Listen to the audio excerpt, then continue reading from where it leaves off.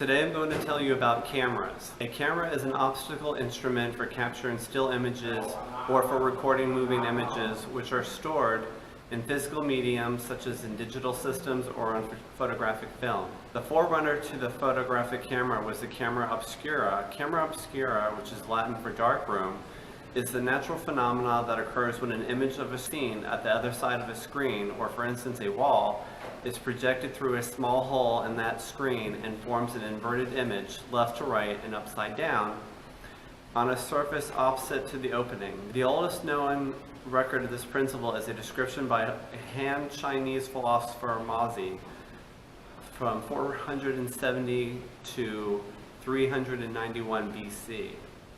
Mazi correctly asserted the camera obscura image is inverted because light travels inside the camera straight lines from its source. Before the development of the photographic camera, it had been known for hundreds of years that some substances, such as silver salts, darkened when exposed to sunlight. In a series of experiments published in 1727, the German scientist Johann Heinrich Schultz demonstrated that the darkening of the salts was due to light alone and not influenced by heat or exposure to air. The Swedish chemist Carl Wilhelm Scheele showed in 1777 that silver chloride was especially susceptible to darkening from light exposure, and that once darkened it becomes insoluble by ammonia solutions. The first person to use this chemistry to create image was Thomas Wedgwood.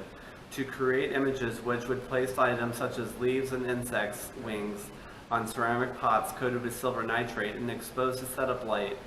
These images were permanent, however, as Wedgwood didn't employ a fixing mechanism. The first permanent photograph of a camera image was made in 1826 by Joseph Nicephore Niepce, using a sliding wooden box camera made by Charles and Vincent Chevalier in Paris. Niepce had been experimenting with ways to fix the images of a camera obscura since 1816. The first camera using digital electronics to capture and store images was developed by Kodak engineer Stephen Sassoon in 1975. He used a charge-coupled device, a CCD, provided by Fairchild Semiconductor, which provided only 0.01 megapixels to capture images. Sassoon combined with the CCD device with movie camera parts to create a digital camera that saved black and white images onto a cassette tape. The images were then read from the cassette and viewed on a TV monitor. Later cassette tapes were replaced by flash memory. A digital camera, or Diacam, is a camera that captures photographs in digital memory. Most cameras produced today are digital, and while there are still dedicated digital cameras, many more are now incorporated into devices ranging from mobile devices to vehicles. However, high-end, high-definition dedicated cameras are still commonly used by professionals. The resolution of a digital camera is often limited by the image sensor that turns light into discrete signals. The brighter the image at a given point on the sensor, the larger the value that is read for that pixel. Depending on the physical structure of the sensor, a color filter array may be used, which requires demoscene to recreate a full-color image. The number of pixels in the sensor determines the camera's pixel count. In a typical sensor, the pixel count is the product of the number of rows and the number of columns. For example, a 1000 by 1000 pixel sensor would have 1 million pixels, or 1 megapixel. Cameras with digital image sensors that are smaller than the typical 35mm film size have a smaller field or angle of view when used with a lens of the same focal length. This is because angle of view is a function of both focal length and the sensor or film size used. The crop factor is relative to the 35mm film format. If a smaller sensor is used, as is most digicams, the field of view is cropped by the sensor to smaller than 35mm full-frame format fields of view. This narrowing of the field of view may be described as crop factor, a factor by which a longer focal lens would be needed to get the same field of view on a 35mm film camera. Full-frame SLRs utilize a sensor of the same size as a frame of 35mm film. Rugged compact cameras typically include protection against submersion, hot and cold conditions, shock and pressure. Terms used to describe such properties include waterproof, freeze-proof, heat-proof, shock-proof, and crush-proof respectively. Nearly all major camera manufacturers have at least one product in this category. Some are waterproof to a considerable depth, up to 82 feet, others only 10 feet, but only a few will float. GoPro and other brands offer action cameras which are rugged, small, and can be easily attached to a helmet, arm, bicycle, etc. Most have wide angle and fixed focus and can take still pictures and videos, typically with sound. The rise in popularity of action cameras in line with many people desiring to share photos or videos in social media. Many competitive manufacturers of action cameras results in many options and lowered competitive prices. And nowadays, cameras are sold bundled with waterproof housings, accessories, and mountings compatible with the popular GoPro. In late 2008, a new type of camera emerged called mirrorless, interchangeable lens cameras, also known as MILCs, which uses various sensors and offers lenses interchangeability. These are simpler and more compact than DSLRs due to not having a lens reflex system. Milk cameras, MILC cameras, models are available with various sensor sizes, including a small 1/2 to 1/3 inch sensor, as is commonly used in bridge cameras such as the original Pentax Q.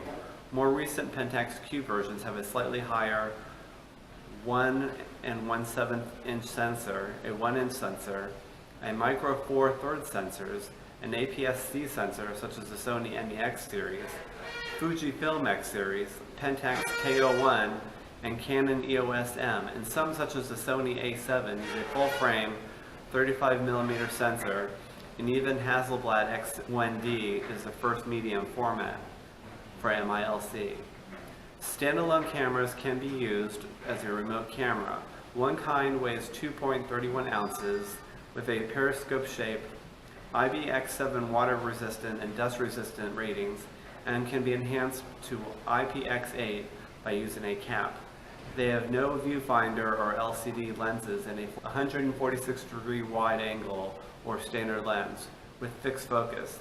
It can have a microphone and speaker, and it can take photos and videos.